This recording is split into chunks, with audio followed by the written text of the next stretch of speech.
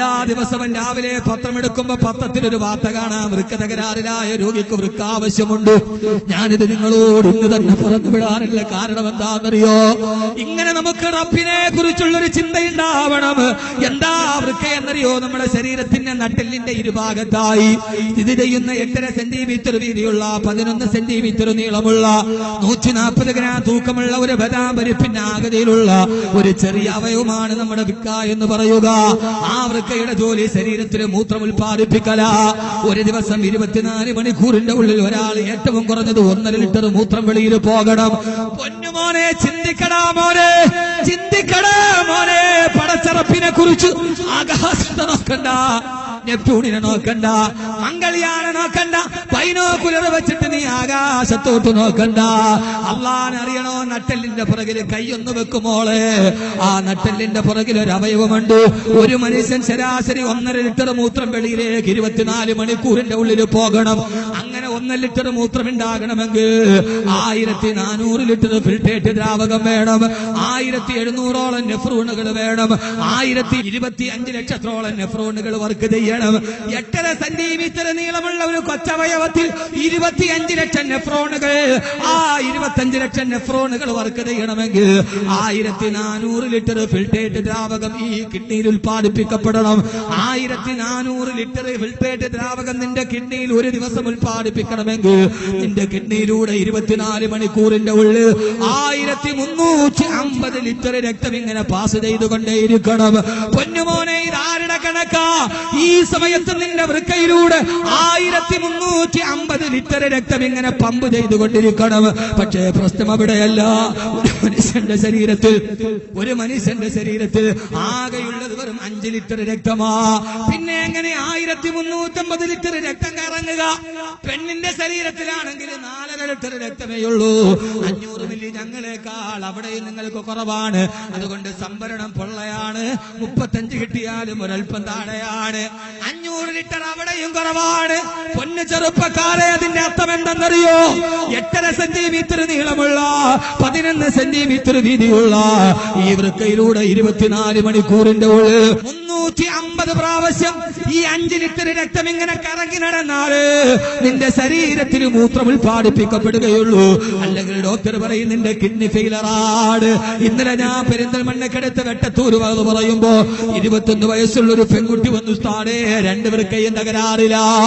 പൊന്നുമോനെ, പൊന്നുമോനെ, 36 വർഷമായി ഈ ശരീരത്തിൽ ഇരുന്നിട്ട് ഈ ശരീരത്തിലൂടെ 5 ലിറ്റർ രക്തം 36 വർഷമായി അഹമ്മദ് കബീറിന്റെ ശരീരത്തിൽ ഇങ്ങനെ കറങ്ങിക്കൊണ്ടിരിക്കുകയാ.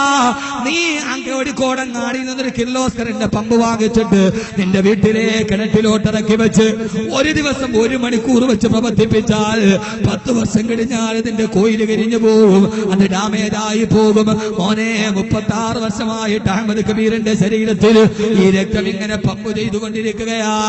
ഇതേവരെ ബ്ലഡിന്റെ സർക്കുലേഷനിൽ തടസ്സമില്ല.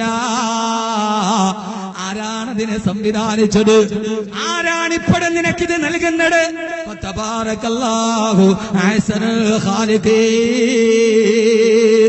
അവനാ നിന്റെ അത്യുദാരനായ തമ്പുരാനെങ്കിൽ പൊന്നുമോനെ ചിന്തിക്കാത്തതെന്താ? ആരാ നിനക്കിത് തന്നത്? എങ്ങനെയാണ് മോനെ നാളെ കള്ളു കുടിക്കുക? എങ്ങനെയാണ് വ്യഭിചരിക്കുക? എങ്ങനെയാണ് പലിശ മേടിക്കുക? എങ്ങനെയാണ് നമസ്കാരങ്ങളാക്കുക? റബ്ബേ, ഇതൊന്നും വേണ്ടാന്ന് നീ തീരുമാനിച്ചാൽ ആ സമയത്ത് ഞാൻ വീണ് കിടക്കുന്ന വ്യവശവമല്ല റബ്ബേ. അതുകൊണ്ടാണ് ഹുജ്ജത്തുൽ ഇസ്ലാം അബൂ ഹാമിദ് അൽ ഗസാലി റളിയല്ലാഹു തആല അൻഹു മഹാനവറുകൾ പറഞ്ഞത്, ആഴ്ചയിൽ ഒരു പ്രാവശ്യം കോഴിക്കോട് മെഡിക്കൽ കോളേജ് സന്ദർശിക്കണം. എന്നാലേ പടച്ചറപ്പ് നമുക്ക് നൽകിയ ആരോഗ്യത്തിന്റെ വിലയറിയൂ. അല്ല, വേണ്ട. ആഴ്ചയിൽ ഒരു പ്രാവശ്യം കോഴിക്കോട് മെഡിക്കൽ കോളേജിന്റെ എതിർഭാഗത്തിരിക്കുന്ന CH സെന്റർ സന്ദർശിക്കണം. അവിടെ 41 രോഗികളാണ് ഡയാലിസിസിന് വേണ്ടി നിരങ്ങിക്കിടക്കുന്നത്. അല്ലാഹുവേ, അൽഹംദുലില്ലാഹ്. പറമോനെ, അൽഹംദുലില്ലാഹ്. പടച്ചറപ്പേ, നീ പറഞ്ഞതനുസരിക്കാതെ ഞാൻ ഇത്ര തെറ്റ് ചെയ്തിട്ടും അല്ലാഹുവേ തലമറക്കാതെ ഞാൻ നടന്നിട്ടും റബ്ബേ നിസ്കാര കളാക്കി ഞാൻ നടന്നിട്ടും റബ്ബേ നീ എന്റെ വൃക്കയെ തകരാറിലാക്കിയില്ല.